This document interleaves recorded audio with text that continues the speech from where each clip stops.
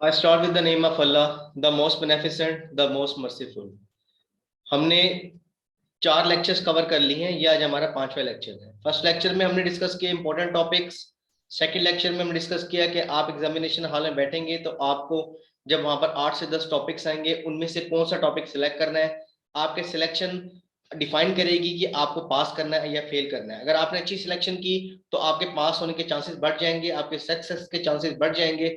अगर आपने सिलेक्शन गलत कर दी, आप कि आपके ऐसा भी हो सकता है कि आप पास हो या आपको अच्छे नंबर से पास ना हो। आपको एक पता होना चाहिए कि एक एक नंबर पर एलोकेशन जब होती है तो एक एक नंबर पर कई कई पोजीशंस होती हैं। आपका एंड इन द एंड एक एक नंबर एक एक मार्क्स जो है ना आपका मैटर करता है आपके एलोकेशन के लिए।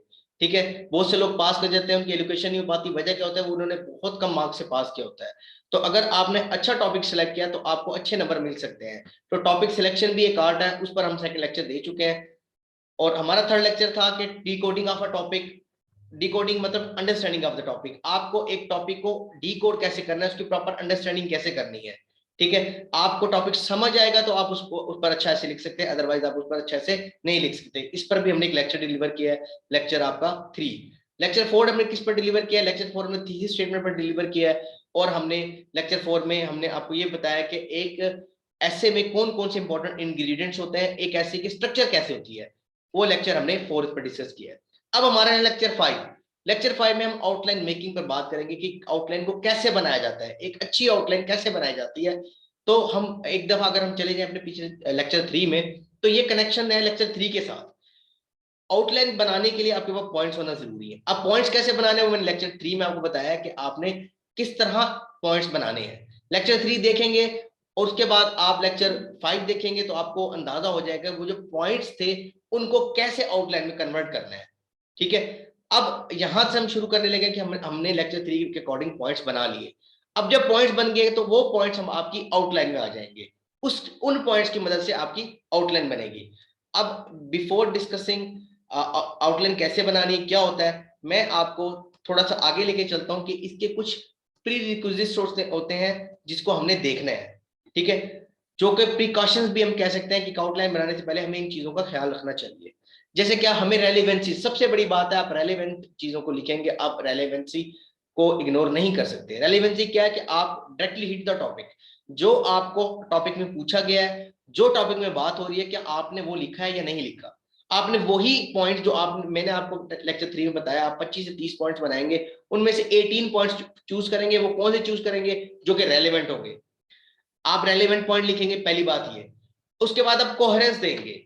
आप ऐसे नहीं होगा कोहेरेंस का, इसमें अगर आउटलाइन में कोहेरेंस की बात करें तो इसमें सबसे पहली बात है कि आप ऐसे नहीं करेंगे कि दो आपने इकोनॉमिक पर्सपेक्टिव लिख दिए, फिर आपने एक आपने पॉलिटिकल पर्सपेक्टिव लिख दिया, फिर एक आप सोशल लिख दिया, एक कल्चर लिख दिया, फिर एक इंटरनेशनल, एक नेशनल, फिर आपने दोबारा इकोनॉमिक लिख दिए।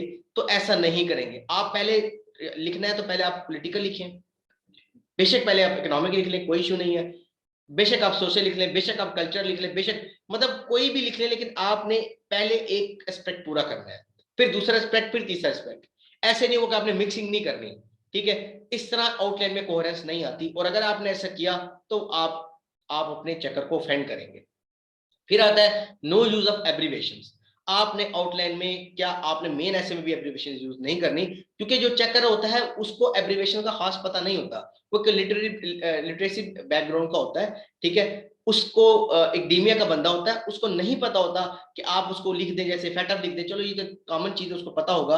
आप यूएनएससी एससी लिख दें, ठीक है। आप ऐसा कर, आप कुछ यूएन की कोई टर्मिनोलॉजी लिख दें, यूएनएचआर एचआरसी लिख दें, या फिर आप ऐसा कुछ लिख दें, यूएनएफ ट्रिपल सी लिख दें, ऐसा कुछ भी लिख दें आप अपना। अगर आउटलाइन में या कहीं पर भी ऐसे में एब्रीवेशन लिखते हैं तो उसको इतना एब्रीवेशन का पता नहीं होता। तो आप कोशिश कीजिएगा कि एब्रीवेशन से अवॉइड करें। अगर आपको लिखना भी है कोई चीज तो पूरा लिखिए, यूएन की बजाय आप यूनाइटेड नेशंस लिखें। ठीक है ना। तो आपको जो लिखना है, आपको उसकी एब्रीवेशन नहीं लिखना, बल्कि उसको प्रॉपर खोल के लिखना है, ओपन करके लिखना है। ठीक है, अब आ जाता है उसके बाद outline must be written in headings and sub headings. आपने आउटलाइन में हेडिंग्स और सब हेडिंग्स देनी है। वो कैसे देनी है, मैं आपको ये दिखा देता हूं। जैसे ये देखो, इसमें जो मेन हेडिंग है, आपका टॉपिक जो है वो ग्लोबल वार्मिंग अ मिथ और रियलिटी। इसमें मेन हेडिंग क्या है, what makes global warming a reality. ये आपकी मेन हेडिंग है। सब हेडिंग क्या है, राइजिंग ग्लोबल टेम्परेचर, ठीक है, ये आपकी सब हेडिंग है। तो इस तरह हेडिंग और सब हेडिंग में आपने लिखना है। इसको मैं मजीद आगे जाके डिस्कस करूंगा, तो परेशान नहीं होना आपने। फिर आगे आता है कि आपने नो सिंगल वर्ड, आपने सिंगल वर्ड की हेडिंग नहीं बनानी। जैसे आपने सिर्फ ये लिखना काजेज, मतलब ना कोई बात है, आप लिखें causes of failure of democracy, आप पूरी बात लिखें। ऐसे नहीं लिखना कि काजेज, इम्पैक्ट्स, सजेशंस, नहीं, आप लिखें causes of failure of democracy, impacts of failure of democracy, या रेमेडीज टू, या फिर suggestion for improving democracy in Pakistan. ऐसा कुछ लिख के मतलब पूरी बात लिखनी है। ऐसे नहीं लिख देना सिंगल वर्ड की हेडिंग के काजेज, नहीं, ऐसा नहीं करना, ठीक है। फिर these headings and sub headings are your paragraphs और मेन बॉडी ऑफ एसे। ये ध्यान में रखना कि ये जो आपकी हेडिंग और सब हेडिंग्स हैं, इनको देखकर आगे जाके आपको जो मेन बॉडी पैराग्राफ्स हैं उसमें आप इनको अकॉर्डिंग आप अपनी बनाएंगे। मतलब अगर आपने 18 पॉइंट्स यहाँ पे लिखे हैं तो आगे जाके 18 पॉइंट्स की ही 18 पॉइंट्स के 18 पैराग्राफ बनेंगे मेन बॉडी पैराग्राफ में, आपका इंट्रोडक्शन और कंक्लूजन छोड़ के, ठीक है। ये मैं आपको चेक, अगर आप इसको देखना चाहते हैं तो लेक्चर 4 में मैंने इस पर डिस्कशन की हुई है कि कैसे आपने इसको करना है। अब आया था outline can not be written in, can be written in phrases and sentences. कोई फ्रेंड नहीं, आप फ्रेजेस में लिखना चाहे फ्रेजेस में लिख लें, लेकिन सेल्फ एक्सप्लेनेटरी, ये ध्यान में रखिएगा। ऐसे नहीं लिख देना आपने कागज, नहीं, वर्ड्स में नहीं लिखना आपने, या तो फ्रेजेस में लिखे, ठीक है, या फिर आप सेंटेंसेस में लिखें। अब फ्रेजेस और सेंटेंसेस में क्या फर्क है ये मैं आपको दिखा देता हूँ। जैसे ये देखें, what makes global warming a reality, ये आप बेसिकली ये आपका मेन हेडिंग है। उसमें जो सब हेडिंग है उसमें राइजिंग ग्लोबल टेम्परेचर, ये आपका फ्रेज है। और अगर सेंटेंस है इसमें क्या लिखेंगे, rising global temperature manifest that global warming is the bitter truth. अगर आप इस तरह लिखना चाहें तब भी ठीक है, अगर आप खाली फ्रेजेस में लिखें राइजिंग ग्लोबल टेम्परेचर तब भी ठीक है। अब देखें इधर देखें, अगर how global warming is becoming a fact, इसमें आपने लिखा है यूजेज ऑफ हैजर्डस केमिकल्स, ये आपका क्या है, फ्रेजेस है। अब सेंटेंस क्या है, usages of hazardous chemicals has given impetus to global warming. दोनों ठीक है, लेकिन मैं आपको प्रेफर करूंगा कि आपने सेंटेंसेस में लिखना है, क्योंकि ये सेल्फ एक्सप्लेनेटरी होते हैं। यहीं से ही उसको पता लग जाएगा कि बंदे में कितनी एबिलिटी है, कितनी एफिशिएंसी है, और कितना लाइक है उसमें, कितना नॉलेज है। अब बेसिकली आपकी आउटलाइन पढ़ के उसको अंदाजा हो जाता है, वो अपना जिसे कहते हैं ना माइंड मैपिंग कर लेता है कि इसको मैंने पास करना है, फेल करना है, कितने नंबर से मैंने इसको पास करना है, फेल करना है। वो मैंने आपको लेक्चर 4 में सारा बता दिया कि जब एग्जामिनर जो चेकर होता है वो कैसे चेक करता है मार्क्स आपको देने के लिए, क्या क्या चीजें उसके ध्यान में होती है, वो लेक्चर 4 में मैंने डिस्कस कर लिया। अब आ जाते हैं, outline must be written before writing an essay. ये भी मैंने लेक्चर 4 में आपको बताया कि आउटलाइन को आपने ऐसे लिखने से पहले, ठीक है, आपने अभी इंट्रोडक्टिव पैराग्राफ होगा, पहला पैराग्राफ होता है, उससे पहले आपने आउटलाइन लिखनी है।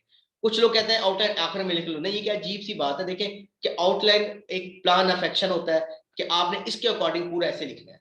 आप लिख पूरा पहले लें फिर आप प्लान ऑफ एक्शन दें, प्लान ऑफ एक्शन तो कुछ भी फायदा नहीं है, और ये अजीब सा लगता है, ठीक है। अब आते हैं ऐसे should follow the sequence of points mentioned in outline. आपका जो ऐसे है ये बहुत इंपॉर्टेंट चीज है कि आपने जो ऐसे में आउटलाइन लिखी है, आउटलाइन के जो सीक्वेंस है उसके मुताबिक आपके मेन बॉडी पैराग्राफ्स हो। अगर आपका पहला, आपके पहले 3 इकोनॉमिक पॉइंट है, ठीक है, इकोनॉमिक एस्पेक्ट्स पर पॉइंट्स हैं, तो वहां पर भी अकॉर्डिंगली पहला, जिस तरह यहाँ आउटलाइन में पहला पॉइंट है, वहां भी आपका मेन बॉडी पैराग्राफ में जो पहला होगा, पहला मैंने बताया लेक्चर 4 में आपको डिस्कस किया होगा, इसलिए मैं डिटेल में नहीं जा रहा कि वीडियो लंबी हो जाती है।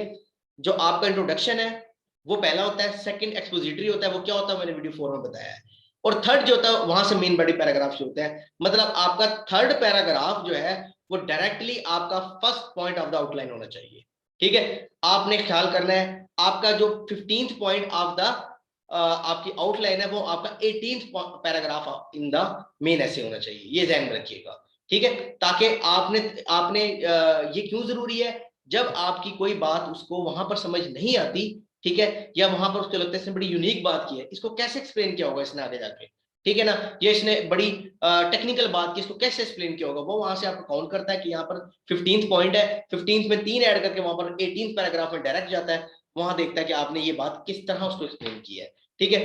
तो इसका मतलब कि आप इसमें भी आगे पीछे नहीं कर सकते, वहां पर आपने सीक्वेंस का ख्याल रखना है। फिर do not miss writing any point in essay that you have mentioned in outline. और ऐसा भी है कि आपने वहां 18 मेंशन कर दिए और वहां पर आपने 18 की बजाय 16 पैराग्राफ लिख दिए, यहाँ जबकि आपने यहाँ पर 18 किए। ये भी बैड इंप्रेशन देता है, वो पॉइंट्स भी गिन लेता है और वहां पैराग्राफ भी गिन लेता है आपके। तो ये भी ना कीजिएगा।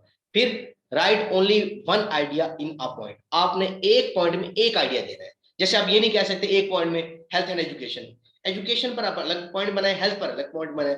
ये आपके सोशल इश्यूज आ सकते हैं या सोशल इम्प्लीकेशन पर्सपेक्टिव, या जो भी कहना चाहेंगे, ये सोशल आपके मामला आता है। अब जो सोशल चीजें हैं आप उसको हेल्थ पर अलग बात करें, एजुकेशन पर अलग बात करें, इलिटरेसी पर अलग बात करें, अनएम्प्लॉयमेंट पर अलग बात करें, ठीक है। ये चीजों पर अलग अलग बात करें, एक पॉइंट में सिर्फ एक आइडिया हो। आप एक पॉइंट में दो आइडियाज नहीं दे सकते, ठीक है। अवॉइड करें ये चीज देने से। आपने या तो हेल्थ पर बात करनी उसी पॉइंट में, या एजुकेशन पर बात करनी है। अब ये एक आउटलाइन है, जो मैंने तमाम बातें की हैं आप ये सामने रखकर, अब ये एक मॉडल के तौर पर है, इसमें हर चीज कंप्लीट है।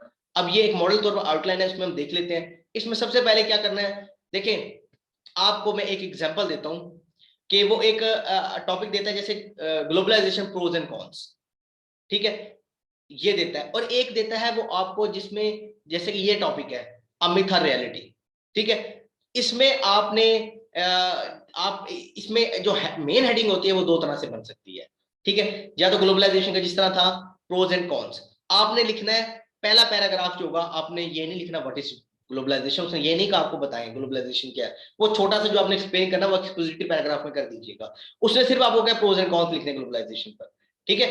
तो आपने प्रोज का आपने कहा प्रोज ऑफ ग्लोबलाइजेशन प्रॉपर लिखना है। ये मैं आपको आखिरी मेरी वीडियो की इसमें ये बातें मैं मजीद एक्सप्लेन कर दूंगा कि आपने वो वर्ड्स जो कि आपके मेन टॉपिक में, उसको बार बार यूज करना है जिससे रेलेवेंसी आती है, जिससे उसको समझ लगता है कि इसने रेलेवेंट लिखा है। अगर आपने थोड़ी बहुत गड़बड़ भी किया ना, कि अगर आपने बार बार वो जो मेन ऐसे के पॉइंट्स में जो मेन ऐसे टॉपिक होता है जो कि आपको दिया हुआ है एग्जाम में, उसको आप उसके जो वर्ड्स हैं उसको बार बार यूज करेंगे तो रेलेवेंसी आती है, ठीक है। उसको लगता है रेलेवेंट लिखा है इसने, ठीक है। जैसे अब मैं आपको बता रहा हूँ कि आपने यहाँ देखो ना, यहाँ पर इस तरह लिखा what makes global warming a reality, ठीक है। यहाँ पर लिखा है how global warming is becoming a fact, how to control and mitigate global warming, ठीक है। अब देखें यहां पर how global warming is becoming a fact, ये क्या चीज है, बेसिकली इंपैक्ट्स है। और how to control and mitigate global warming, ये सजेशंस है, रेमेडीज है। मैं बजाय इसके यहां पे लिख देता इंपैक्ट्स ऑफ ग्लोबल वार्मिंग, यहां लिख देता के suggestions for mitigating global warming, ऐसा कुछ सजेशन लिखता, रेमेडीज लिखता, कुछ ऐसा लिख सकता था मैं। लेकिन उसने ऊपर देखें कहीं पर नहीं कहा कि इंपैक्ट्स लिखो, सजेशंस लिखो, ठीक है। ये गलत नहीं है, अगर आप इंपैक्ट्स लिखेंगे तब भी ठीक है, सजेशन रेमेडी तब भी ठीक है। लेकिन बेटर ये है कि आपने अपने वर्ड से उसको ऐसे मोल्ड करना है कि उसने जो बात नहीं भी पूछी ना, अगर आप उसको सिर्फ फिलिंग के लिए पूरा कर रहे हैं, ठीक है, क्योंकि इस पर तो जहरी बात है ये बात लिखनी थी, तो उसमें आपने ये नहीं लिखना openly impacts of global warming, causes of global warming, ठीक है, या आपने suggestions for mitigating global warming, या two suggestion to mitigate global warming, ऐसा नहीं लिखना, कोशिश कीजिएगा।